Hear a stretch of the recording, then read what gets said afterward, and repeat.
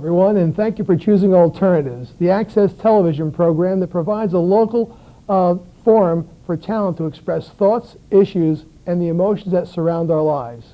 I'm Al DiGiacomo, your host for today's program. Joining us now is Salvatore Amico M. Buttacci. Sal has been writing since childhood. He's a graduate of Seton Hall University, where he majored in drama, and he has written and directed several full-length plays.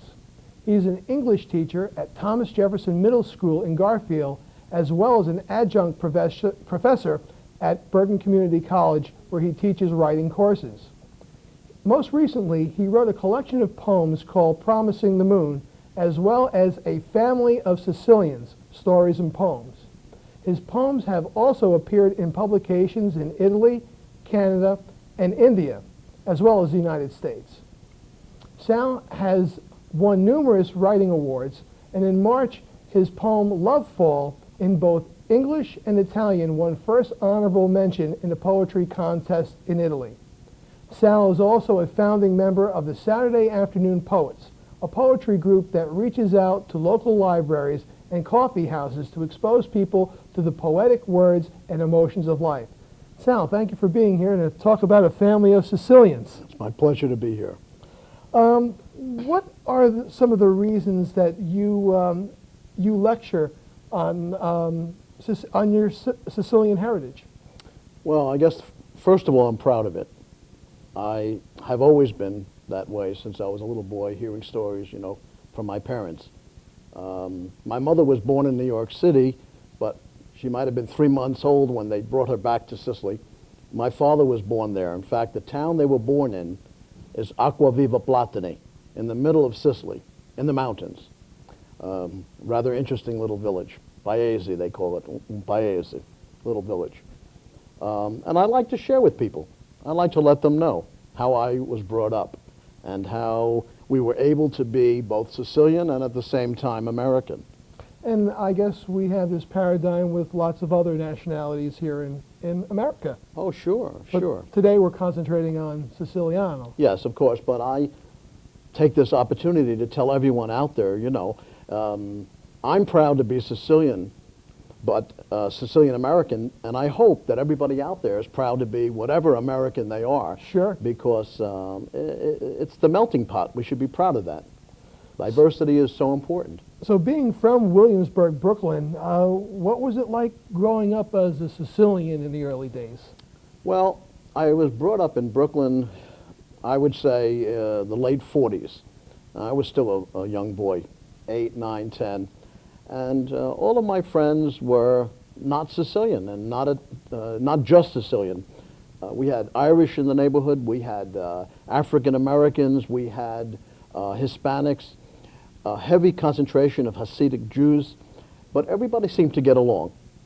Was everybody at the same economic level at that time, and everybody was sort of in the same kind of group together? I think so. Yeah. I really do. In those days, most mothers stayed home, took care of their kids. Fathers worked very hard. I know my father at times had 2 jobs. What did he do for a living, Sal? My father was a welder. In fact, he worked at the Brooklyn Navy Yard. And he also was a baker. He made Italian bread. My father made Sicilian bread, too. Now, you've told me when we were doing our little planning for tonight's show that you have illustrious relatives from Sicily. And can we hear a bit about your familia? Okay. La mia familia. Well, first of all, I love them.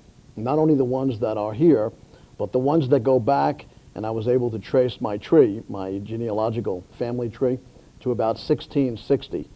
A man by the name of Luigi Buttacci. I remember them all, in the stories that I write. One in particular, my uncle Zenofio, Z for uncle, Zenofio. He had come here at a later age and had told my father that he was going to learn English, and it would not be a problem. Of course, my father told him, go ahead, do it, knock yourself out. It's not an easy language, but my uncle thought that he could handle it. And one day he was walking down the street in New York, where they were all living at the time, and he passed a poultry shop, and he decided to go in there and show that he could order a dozen eggs. So in Italian, l'ovo is one egg. L'ova would be plural, the eggs, with an L apostrophe. So he figured if he went in there with L apostrophe eggs, it would be pretty much English.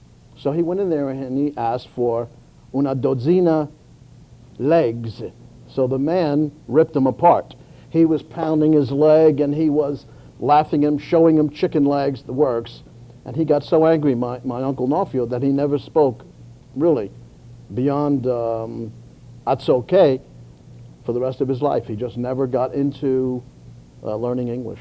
I've, again, having Sicilian in my own background, Yes. too, I saw that with some of my relatives also. If they put their best foot forward and they kind of got a little gun shy, they would go back into their neighborhoods and be totally contented. My grandmother was like that too. Yes. And I'm perfectly fine right here. I'm Right, very, exactly. very comfortable. You also had some interesting relatives as, was it your aunt, Pina Malia? No, Pina Malia, actually. Malia. Giuseppina Malia was the daughter of my father's first cousin. So my father's first cousin once removed. She and I are second cousins. And in 1950, as a young girl, like Bernadette in France, saw the Blessed Mother. And my father's three brothers, who were there at the time in 1950, and saw it, said the sun came down and sat on the land. Now, they'll argue optical illusion, mass hysteria, and all this, but the truth of the matter was it had rained quite heavily, and within a second or two, everyone who was drenched was dry. The church did not recognize this particular apparition of Mary. She went on to become a nun, my cousin, and I went on to be very happy about that because I would hate to think of Acquaviva Platane overrun by tourists. That kind of bothers me. But she's written in the books as apparition, approved or otherwise. Who actually gives the approval when something like this happens, when there is a vision or an apparition? Is it from the It's Vatican? from the Vatican. There Really? is a particular group of prelates who make that decision. There's a certain protocol that must be adhered to as far as the Vatican, the Pope goes? Well, I'll tell you, if I could bring another cousin up while we're talking about cousins. Hey, why not? I had a cousin who was a Monsignor for 53 years. Cosimo Lanza, his name was. Cosimo Lanza. And he died also, by the way, he died in that year, 1950. Isn't that interesting? The coincidence. But he, since his death, they've said that through his intercession, the people in the town who pray and use him as an intercessor, 2 miracles have occurred. And Really? the church is watching it carefully, and there's a movement to have him beatified as saint. So there is a protocol, and they do follow it. So if I didn't get one cousin, perhaps I'll get the other. Now, I understand you had another Lanza in your Yes. family, Luigi Lanza, Yes. who was a Sicilian poet. Yes, Tell us a little bit about him, and it's a really good segue into you reading something from a family of Sicilians. Well, my father's sister, Laura, was married to Giuseppe Lanza.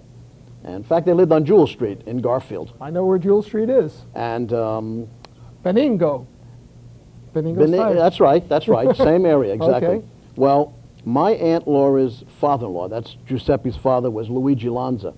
And, you know, he came to America at the turn of the century, and he wrote reams and reams of poetry.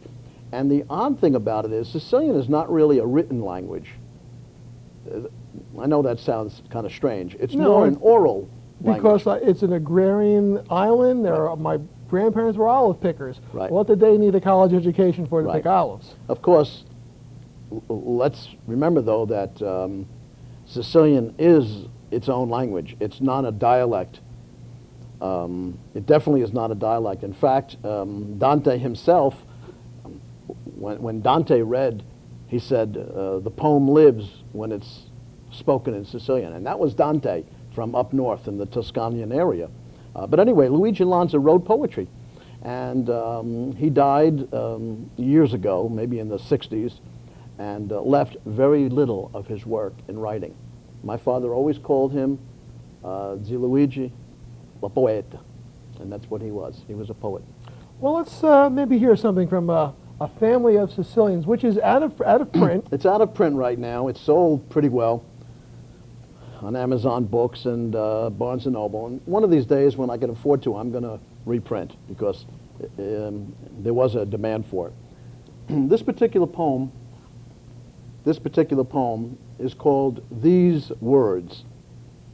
What will become of us when these words are gone? These beats from Sicilian hearts forever stilled. These words that link us to our beginnings. What will we finally do when these words are gone? When time has robbed the gems from the jewelry boxes of our numbered days? These words that sing us hymns of salvation. What will become of us when the names behind the pictures smudge with age? Pictures of Mama, Papa, this uncle, that aunt, Grandma, Grandpa, the cousins. Sepia faces brightened by time fade like their names, then slip deep inside us. And even after we give up our breaths, we will never surrender these words. These words sewn in the hem of our souls. These Sicilian words that lightened our hearts. These words our departed so freely, so lovingly once gave away. Very interesting, Sal. It kind of gives me a feeling that we are all part of the building blocks of humanity. Absolutely. And that even though after we're gone, a part of us will still remain in the following generations. Yes. We continue. Very interesting, yes, the continuum. Sal, how do you feel about the way Hollywood portrays Sicilians in movies such as The Godfather and most recently the popular series The Sopranos? Well, Hollywood, the bottom line is the bottom line. We have to understand that Hollywood is looking to make a buck. What I don't understand is why it harps on the Sicilian to make that buck. It's fine, you know, to say to people in the metropolitan area, here's a Sicilian family, they're gangsters, bimbos, not smart, foul-mouthed, and all this, because the people in the metropolitan area who know Sicilians might argue and say, they're just poking fun, it's all right. But these shows like The Sopranos, goes beyond our area. It goes to farmland. It goes to places that have never seen a Sicilian. Yeah. And they'll say, and they do say, Sicilians are to be avoided. They're not good people. And I resent that. I really do. You know, show a show with a Sicilian who cares about his family. Well, this goes back to how we were illustrated at the beginning of the century. For those who do not, why don't you give us a little background on that, Sal? First of all, when the Sicilians first came to our country, many illiterate in their own tongue, forget English, they banded together for protection. This is where the family comes. They were used to their own country where they had to escape and run away from the authority because they were always hurting the poor. So they came to America. The streets were not gold. They had to defend themselves. They had to work hard. The Black Hand, that little criminal element that came to America from Sicily, extorted them, their money, their little scoot, you know, few dollars that they earned, and they were left with, you know, protecting themselves. Right. And it was hard for them. Again, it sounds like the Germans, the Irish, Yes, the Polish, blacks, Hispanics. And our story isn't much different from the rest. Right, absolutely. And so what do you? I understand you're involved in an advocacy group that helps to kind of dispel these kind of stereotypical well, one of the reasons I wrote this book was hopefully to have enough people not Sicilian read it and say, hey, these people aren't any different than we are. They were all the same. That was one of the reasons. The group that I belong to, by the way, is Italian-American One Voice Forum. And the man who organized it, and the man who indefatigably works this particular organization is a chiropractor from here in New Jersey. And his name is Manny Alfano. A lot of people have heard of him. He's doing wonderful work, and he has quite a few people with him. One of them is my friend Anthony Buccino. Anthony, in fact, Unico in Belleville is giving Anthony, who comes from Nutley, the Mille Grazie Award, 1,000 thanks, for setting up a web page, handling the email, etc. In fact, later on, if you can let the audience know my email, and they want to contact me and they're interested in this organization, I would be glad to forward to Anthony. Or they and can Manny. get onto our page, oktv.org, and we can funnel you any That's information, right. any Absolutely. interested parties at all with that. Absolutely. Sure. But can I just mention one of the things they're working on right now? In Denver, Colorado, they're trying to put an end to the Christopher Columbus Day parade, claiming that Christopher Columbus massacred whole tribes of Indians. So this Columbus Day parade that became an institution, the first one back in 1905 in Pueblo, Colorado, now they're trying to, it started there, now there are groups that want to end it there. You mean to tell me that the Columbus Day observance started out in Denver, Colorado? Pueblo, Colorado. I'm sorry, Pueblo. Yes. I would have never have guessed that. I would have thought it would be New York City. In 1971, it became a national holiday. And in 1989, different groups, there's a Hispanic group, there's a new Jewish group, there's an American Indian group. All of them claim that Columbus, and much of it is out of context, by the way, because... Absolutely. I understand the conversation you can have of how can someone discover a land where people were there, but it was taking it from the old European viewpoint. Right. You discovered something new because they never knew. Yes.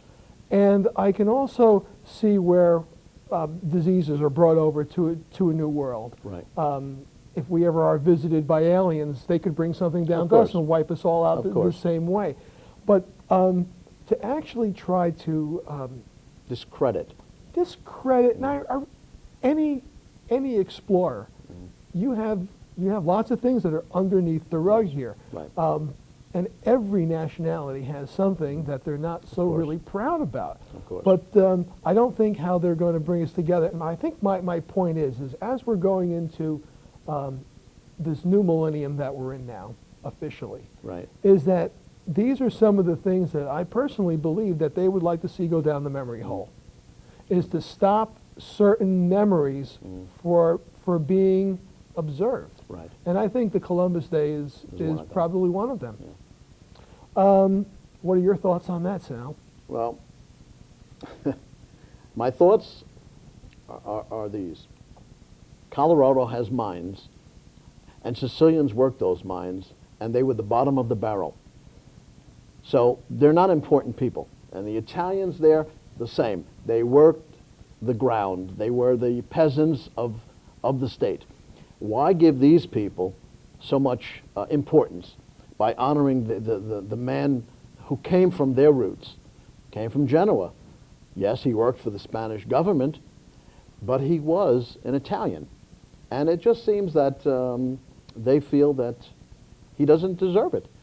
It doesn't matter that Pizarro wiped out the Aztec tribe. It doesn't matter that the other explorers were doing the same, but Columbus has to go. Oh, they're after Pizarro too. And almost deservingly so. I think maybe a little bit more vicious than maybe Chris was. But enough of that. Let's talk about some of the basic Sicilian values. And here again, I'm talking with my hand here and I can't stop. But maybe we can find out a little bit about, your name. Your name, you said it goes back to the 1600s, you were saying. Well, my family that I can trace goes back to about 1650. Do you know what the root and the real meaning of the word Buttacci, the name Buttacci is? Well, it's very funny because if you put my name in the internet search, you'll get some of my writings, But now and then you'll get a piece of Italian writing with Buttacci in it because pronounced Buttacci, it means throw us. Butta means throw, and ci is us, so Buttacci. But our name pronounced Buttacci is a very old Sicilian term that meant little bells, bells like in church. And that's really how it's interpreted in Sicilian. It's not an Italian name. So basic Italian values, family and things like that, for people who have never maybe had a holiday meal at a Sicilian home. Well, for one thing, if you speak about the meal at the Sicilian home, you have to always say hospitality, because the Sicilians are noted for it. You cannot go into a Sicilian home without being asked to stay for dinner. I didn't find that as a child, by the way, going to non-Sicilian homes. I was told to go back home because it was eating time. But my father would say to my friends, "Come sit with us and eat with us." That was the Sicilian way. Even if there was little to be eaten. Oh, we all shared it. We were not rich. I was Yes. telling a friend of mine the other day, you know, my father, we never knew when we were poor because all of us had shoes without holes in them. But we did not ever check my father's shoes and my mother's shoes because their shoes did have holes in them. So they took care of us. This also ties into the respect and the honor thing of the Sicilian, which kind of gets wrapped up in those movies like The Godfather. And Yes, they do. Those are the same virtues, and I really think honor is a virtue, and respect of one's name and one's family and one's spouse and one's family. I think that those are virtues. But I'm taken aback when the criminal element starts using them as theirs. Suddenly now the, quote, mafia steps up and says, "Yes, we believe in honor and respect." Hey, what do you mean you believe in them? They come from thousands of years ago. Thanks to all the invaders who came to our country and gave us that, yeah, you see. And that, you know, this respect, it's very important. My father once said, I'll never forget this, he said, "Get an education because two things they cannot take from you, your education and your name. Even if you marry, it's still your name," he said to my sisters. I'll never forget this. Your name, your name. I had a cousin. He changed his name to succeed in America from Buttacci to Buttacci. Instead of C-I at the end, he had spelled it C-Y. And that's what we called the guy. You know, the Sicilians are great for nicknames. right. We called him Joey with the Y. That's how we referred to Joey. That's interesting. Sal, we're getting a little bit short of time here. I'd love you to read another piece from a family of Sicilians. Okay. I have a short piece of about 4 pages, Okay.